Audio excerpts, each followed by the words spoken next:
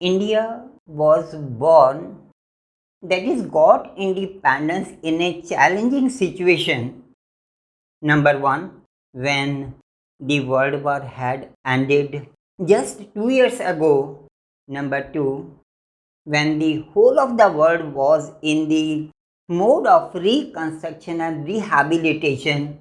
And third was that the most of the countries they had got independence recently were on the verge of getting the independence or were fighting with their colonial powers for their freedom.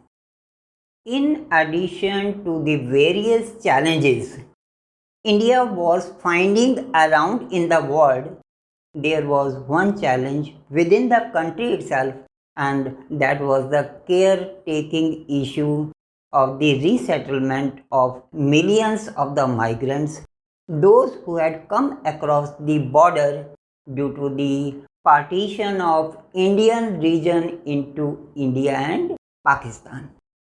So, while framing its policy, that is, framing its foreign policy, India had to keep all the above factors in mind, plus had to see that its welfare and democracy is safe. In addition, it had to see that its policy does not interfere with the internal matters of the other countries. In this period of post World War II, when the world was looking for an international peacemaking body, world was under the grip of Cold War. Actually, looking into their own interest, every country getting the independence was joining one camp or the other, that is either USA or USSR, for the reason of getting monetary help and the defense aid once it used to join a particular camp. But India had decided not to join any camp that had decided to adopt the policy of non-alignment. Basically, India fought its battle of freedom on the platform of non-violence. So, India never wanted the world to get pushed into another world war. So, that was the reason that India had decided not to join any of the two camps, that is USSR or USA. Similar minded people with the common thought of not joining any of the group paved way for the formation of non-aligned movement, that is NAM. The roots of NAM go back to the friendship of number one, Pandit Jawaharlal Nehru of India, number two, Marshal Tito of Yugoslavia, and third one, General Nasser of Egypt. Now, the basic concept or basic idea of NAM originated in 1955 during Asian Relations Conference in Bandung, a city of Indonesia. The idea was welcomed by Sukarno of Indonesia and Kwame of Ghana, and subsequently a summit conference of NAM was held between 5th and 12th of June 1961 in Cairo, that is capital of Egypt, and it was attended by around 25 members. And the salient features of this conference were: number one, mutual cooperation between the 5 founding members; number two, discussion of the growing tension of the Cold War and its increasing arena; and third was the increasing role of the newly independent African countries in the international or on the international platform. Now, actually, before the formation of NAM, almost every country was joining one camp or the other, which was increasing competition between the two groups. And increase of competition between the two groups simply meant more chances of occurrence of the war. More groupism. For that, we can give the example of the formation of SANTO in 1949 and formation of Warsaw Pact in 1956. Formation of these groups made a more chance of the occurrence of war. For that, there is one example that in 1956, Britain attacked Egypt on the issue of Suez Canal. India criticized the act of Britain, alleging that Britain again wants to start the culture of colonial rule. But India didn't react when USSR in turn attacked Austria just to keep the balance between the two groups. So, after the formation of NAM, many of the countries, they started thinking that this is the true platform for giving a resistance to the bipolarity, and appealed and urged to these two superpowers to stop groupism and move in the direction of the development of the world. By this time, an international body, or rather international peacekeeping body, that is United Nations, had started playing a good role, a role in real means, and helped in averting the war-like situations in many instances. And in this case, even the role of India was also appreciated, and India was credited for giving such a platform. Though some of the neighbors of ours might have felt jealous of getting credit at the international level, but India never had that mentality and was always in favor of having good relations with its neighbors. Though relations with Pakistan, they remained strained right from the beginning. Actually, a few years before the independence, Muhammad Ali Jinnah, the founder of Muslim League, he proposed a two-nation theory to Congress, which was totally rejected.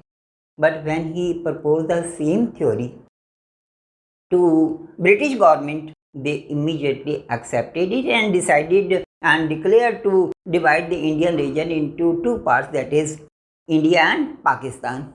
This partition of Indian region sowed the seeds of enmity between the two countries for the reason, number one, many or millions of the people, they were killed while moving from one country to the other after the partition. And number two, a few days after or a little time after the partition, Pakistan declared itself to be the Islamic country. And third was rumors coming across the border that Hindus in Pakistan are being treated in an inhuman way, especially the women over there. It gave a space to the Hindu organizations like Hindu Mahasabha to create unrest in the country. It happened because they started raising their voice and pressurizing the Indian government to declare India as the Hindu nation. But Indian government, honoring the faith or the trust of the Muslims, those who had decided to stay in India, declared India to be a secular country where every person was free to enjoy and celebrate its religion. In contrast, relations with China started at a very friendly note. Actually, India was one of the first few countries to recognize the independence of the Communist government of China when it moved out of the clutches of the European dominance after the Chinese Revolution of 1949.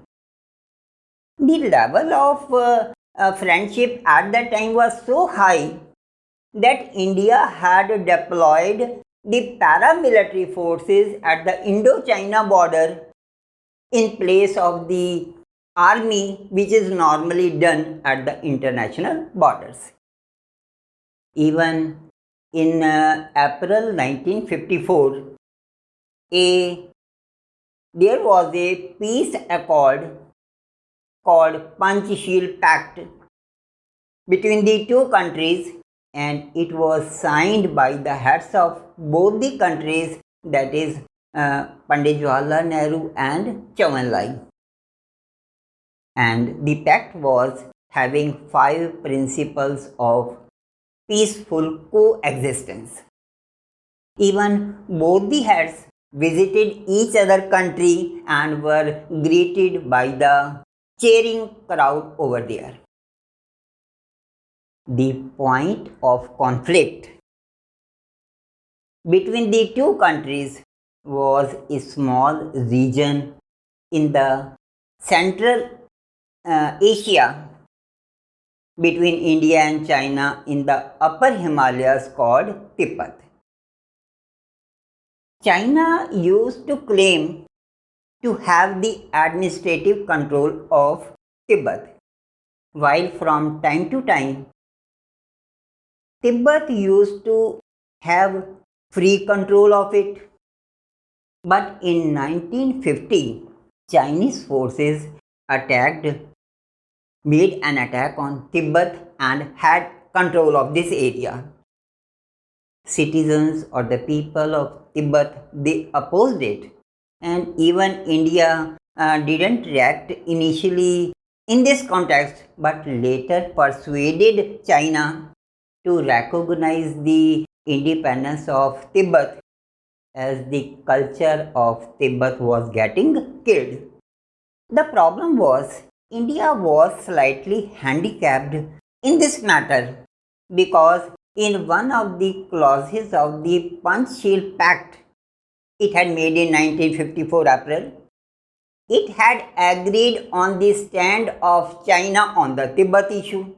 Moreover, in the official visit of Chinese Premier, that is Zhou Enlai, in 1956, the Tibet spiritual leader had also accompanied the Chinese Premier. And in one of the meetings with Prime Minister Jawaharlal Nehru, Dalai Lama, the spiritual leader of Tibet, he discussed the deteriorating situation of Tibet. But that time, Chinese Premier Zhou Enlai assured that Tibet would be given the autonomy like any other part of China. Now, in 1958, there was a military uprising in Tibet by the Tibetan forces, but it was totally suppressed by the Chinese army. In 1959, expecting or hoping something unpleasant to happen, spiritual leader of Tibet, Dalai Lama, along with the other citizens, he crossed the Indian border and asked for the asylum, which was granted. Some other citizens, Tibetan citizens, they also crossed the border and moved to some other countries. The group which had crossed the Indian border came to Delhi and they were given the place to settle near the bank of Yamuna, and still this colony is very famous by the name Majnu Ka Tila, and these people, these refugees of Tibet, they are enjoying a happy life over there and celebrating their festivals, and they are free to they celebrate their culture. Some of the citizens, they had at that time moved to Dharamshala in Himachal Pradesh, and this is also the home of Dalai Lama.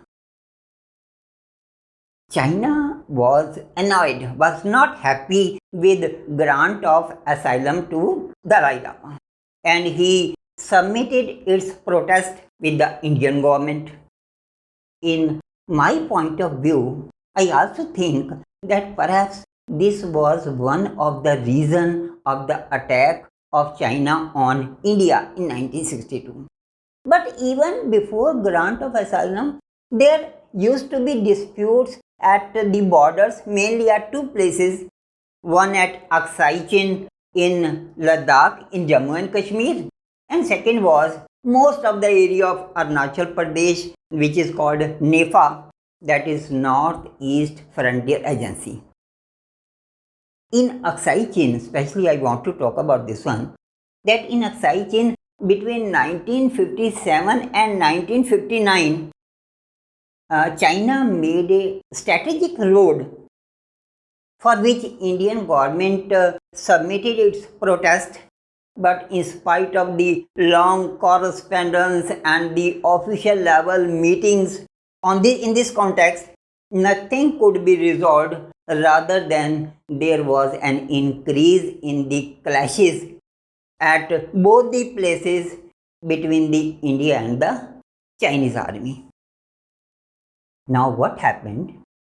In October 1962, China attacked at both these borders, that at Aksai Chin and Arunachal Pradesh. The first wave of attack, it continued for a period of 7 days. And then with a gap of 15 days, there was another wave of attack. But China by itself, at the end of November, he declared the unilateral ceasefire and moved back to the same place where it was before the attack. The war between China and India made a huge impact on India. Let us see what was that. Number one, it dented the India's position in India as well as at the international level. Number two, India approached America and Britain for military assistance. Russia almost remained neutral. Many of the army officers, they either resigned or were retired. And number five is, though it was a case of humiliation for India, but it increased the feeling of patriotism in the people of country. Regarding this, I want to quote here one incident. It is very really interesting to know this incident, that after the end of Indo-China war in around November, or we can say end of December, first the Republic Day was in January of 1963. The next day, that is on 27th of January, a program was organized by a very famous director or producer of Bollywood, who was very famous at that time. He was Mehboob Khan. This program was organized to raise the fund for the war widows of the Indo-China war. There, Lata Mangeshkar was asked to recite a song, a patriotic song, which was written by a very famous poet of that time, Pradeep. Initially, Lata Mangeshkar was hesitating to recite this song in such a big meeting or crowd, because at that time she was around just 25 or 30 years. But when she recited the patriotic song that was ए मेरे वतन के लोगों. जरा आँख में भर लो पानी, ये शहीद हुए हैं उनकी, जरा याद करो कुर्बानी. ऐ मेरे वतन के लोगों, जरा आँख में भर लो पानी, जो शहीद हुए हैं उनकी, जरा याद करो कुर्बानी. तुम भूल न जाओ उनको, इसलिए सुनो ये कहानी, जो शहीद हुए हैं उनकी, जरा याद करो कुर्बानी.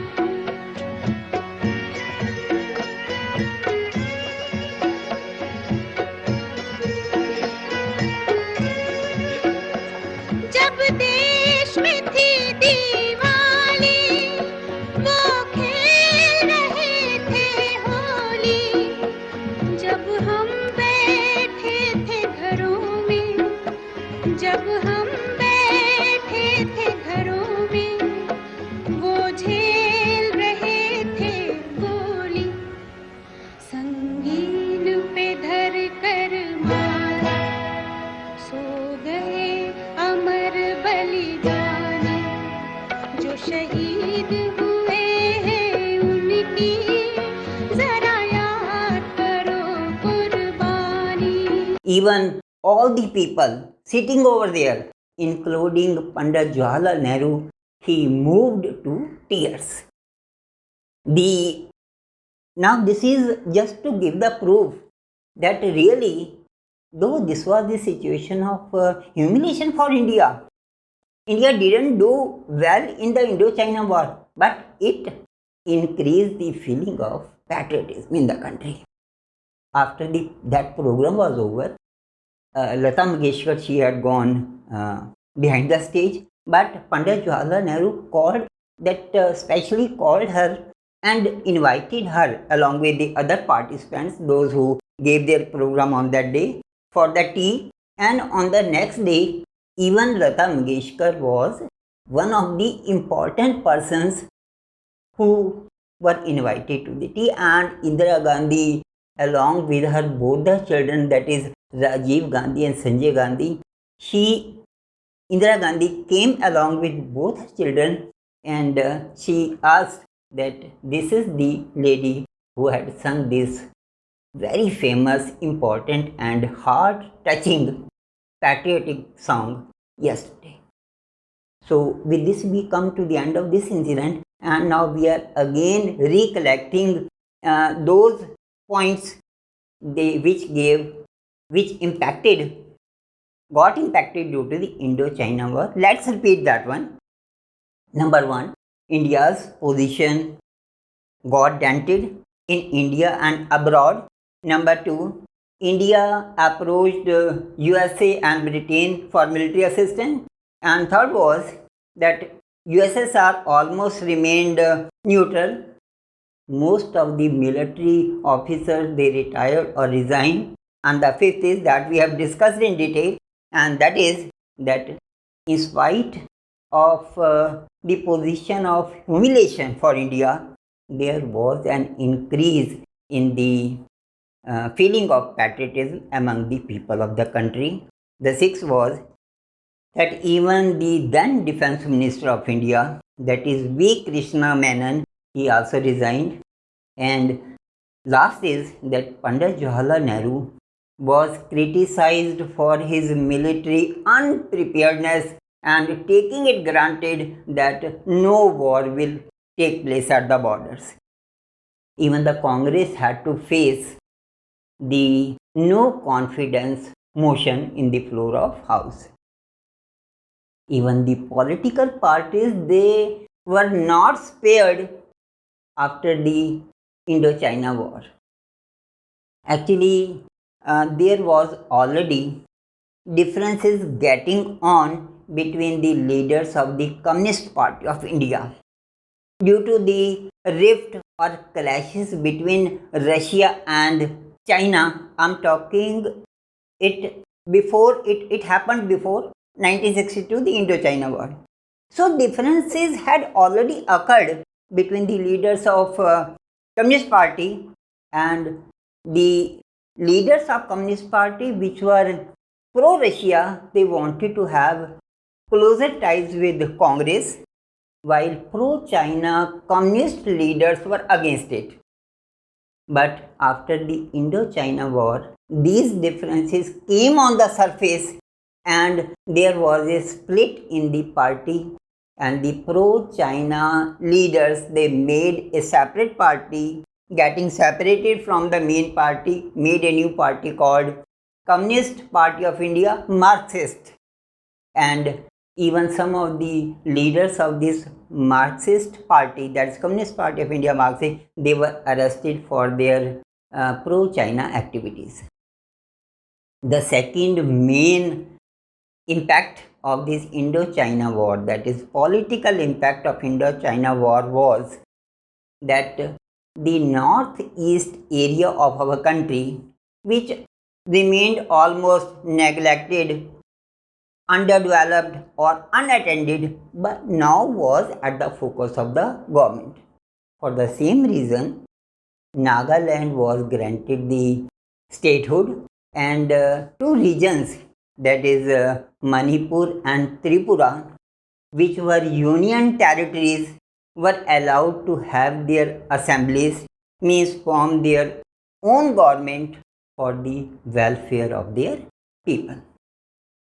Now, Indo-China War occurred in 1962 and it took 14 years when in 1976 the full diplomatic relations again were restored between the two countries. And Atal Bihari Vajpayee of Morarji Desai government was the first minister, the Minister of External Affairs, who visited China as a gesture in 1979 after the restoration of the relations, full diplomatic relations between India and China. And Rajiv Gandhi was the first Prime Minister after the war. Prior to that, Pandit Jawaharlal Nehru has visited China. So after the Indo-China War, Rajiv Gandhi was the first Prime Minister to visit China. Now let us see the how the Pandit Jawaharlal Nehru thought about the India's foreign policy. In this context, let us see the role of Pandit Jawaharlal Nehru. Actually, how much serious Pandit Jawaharlal Nehru was in context with having a proper, a measured or calculated relations with a particular country, that he had kept the Ministry of External Affairs with himself. Actually, since the struggle for freedom, he had an eye. He used to keep an eye over the incidents going around in the world, and even had attended many of the international conferences. For the same reason, many of the Congress leaders, they were of the opinion that Pandit Jawaharlal Nehru is the right person in this context. Pandit Jawaharlal Nehru was having three things in mind while making the India's foreign policy. Number one, to preserve the hard-earned sovereignty of the country. Number two, the policy, when we are making the foreign policy, our boundaries should remain safe, and while making the foreign policy, we should keep in mind that economic development of the country is not getting hindered.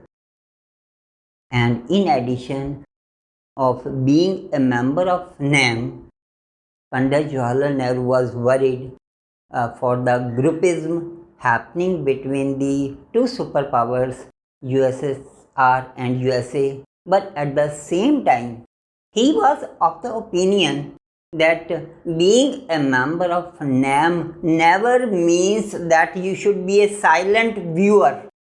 That is, you need to react for the incidents occurring around you in the world.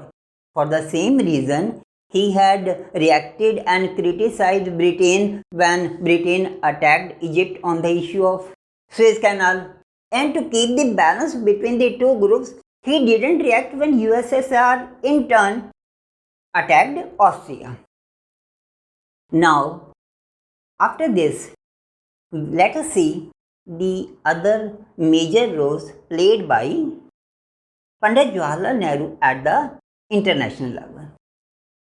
He played a major role in the unity of the countries of the Asian and African continents. And he wanted to have a good relations with these countries, especially for the countries who got independence between 1945 and 1960. Just 6 months before India got independence, that is in March 1947, he convened Asian Relations Conference. He advocated honestly for the independence of Indonesia when Indonesia got the independence in 1945 after the defeat of Japan in the World War II. But still, it was in the clutches of Dutch government. Now, to make move out of the clutches of Dutch government, an international conference was called to appeal Dutch government, and luckily Dutch government recognized the independence of Indonesia in 1949 itself. Pandit Jawaharlal Nehru, that's the next point, Pandit Jawaharlal Nehru advocated to start the process of decolonization of Asia and Africa.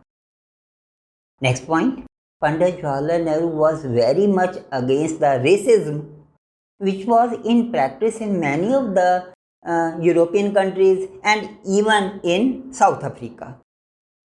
Being a member of NAM, again I am repeating it, that he always wanted that groupism should be stopped, and the countries who favored the platform of NAM, they urged these powers, both the powers, to stop groupism and move in the direction of development of the world. Now we are talking about the nuclear policy of India. In 1964, after China conducted the nuclear test, all the permanent 5 members of the UN Council, that is USA, USSR, Britain, France and China, all got equipped with the nuclear power.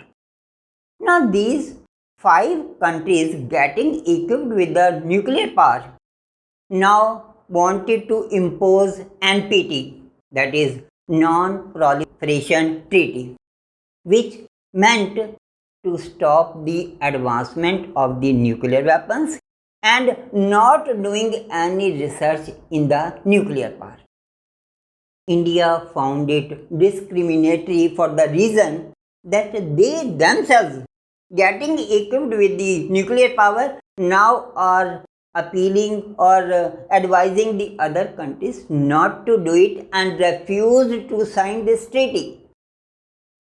No doubt India was always in favor of nuclear power, but for the peaceful purposes. And it already had started the nuclear programs under the leadership of Pandit Jawaharlal Nehru and under the guidance of Homi Bhabha, and main purpose of peaceful use of nuclear power was to generate the electricity that is for the generation of power. Pandit Jawaharlal Nehru, who believed in non-violence because India had fought its battle of freedom on the platform of non-violence, wanted peace, groupism should be stopped and no use of nuclear power should be done, and hence had urged the world community, or especially the countries who were equipped with the nuclear power, to have a comprehensive disarmament of the nuclear weapons. But sensing that when most of the countries they have got equipped with the nuclear power and a possibility of use of the nuclear weapons in the near future, Indira Gandhi wanted to use the new technology, and consequently there was a nuclear test conducted in India in Pokhran area of Rajasthan.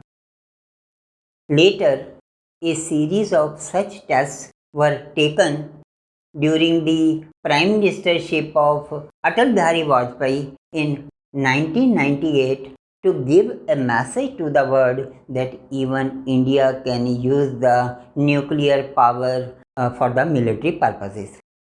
During this period only, Pakistan also conducted the nuclear tests, and for this international community that got annoyed, they imposed some sanctions on the both the countries, but later they were waived off. Now we are talking of the change of policies in India after the change of power in the center.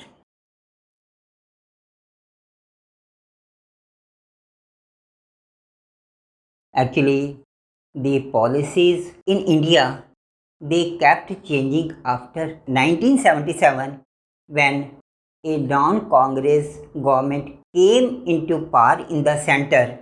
That is when Morarji Desai became the Prime Minister of India of Janata Party government.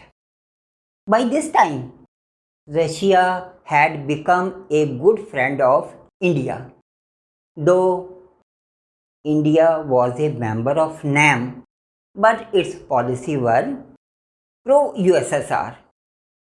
Now, Morarji Desai government, they said that they will leave their pro-USSR policy, that they will stick to the genuine NAM, that is, their Indian foreign policy would be corrected. And for the same reason, they wanted to have a good relations with China as well as America. And for the same reason, after the restoration of diplomatic relations with China, Atal Bihari Vajpayee, the External Affairs Minister, as a gesture was sent to China in 1979 to have better relations with China. And even after the disintegration of Soviet Union in 1990, that is when USSR lost its global dominance. Of course, after that, all the governments they had their more focus on the Indo-US relations. On the other hand, the relations with Pakistan remained almost strained, initially due to partition of Indian region and later the Kashmir issue. But India always wanted to have good relations with Pakistan by several means. Number one, by the exchange of the cultural delegations, by the movement of the citizens from India, people to come in Pakistan, and Pakistan citizens should move in the other country. And third was the economic cooperation between the two countries. Efforts were made from time to time by the visit of delegations and the official visit of the heads of the countries, again to normalize the conditions, and even other steps were taken in this direction, like starting of the Samjhauta Express between Lahore and Atari, city or town near Amritsar, and second was the running of the daily bus service between Islamabad and Delhi, and same way other steps were taken by India so that we can have a good and better relations with our neighbor Pakistan. With this, we come to the end of this chapter. But again, let me tell you that all the question answers which are given at the end of the book, question answer related to the cartoons and the movie Hakikat. All the things or the question answers they are given, and in addition we have created some more questions, important questions from the inside material which are also given, and that you can find in the description. And with that we come to the end of this video. Thank you very much for watching this video.